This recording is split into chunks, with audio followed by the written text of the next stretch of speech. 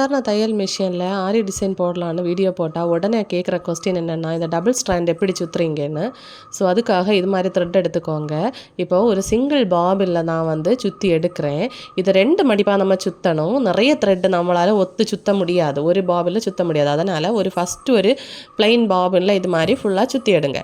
இப்போ சுற்றி எடுத்ததுக்கப்புறமா இந்த நூல் கட்டையில் இருக்க த்ரெட்டு அண்ட் இப்போ நீங்கள் சுற்றுறீங்க தெரியுமா, அந்த பாபிளில் இருக்க த்ரெட்டையும் 2ஐயும் ஒன்றா சேருங்க. இப்போ 2 மடிப்பாச்சு, 2 நூல் சேர்ந்து கிடைக்கும்.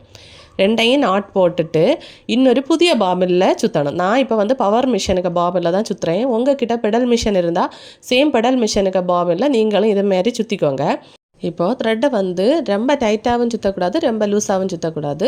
நீங்கள் மிஷினில் வேணால் மிஷினில் கூட சுற்றலாம். சுற்றும்போது 2 த்ரெட்டையும் இது மாதிரி சேர்த்து பிடிச்சி சுற்றணும். ஒரு த்ரெட்டை வந்து லூஸாகவும் ஒரு த்ரெட்டை வந்து நீக்கியும் சுற்றக்கூடாது. இந்த த்ரெட்டு பார்த்தீங்கன்னா A1 மம்தா பிராண்டு கீழே டேக் பண்ணியிருக்கேன், தேவைப்பட்டால் வாங்கிக்கோங்க.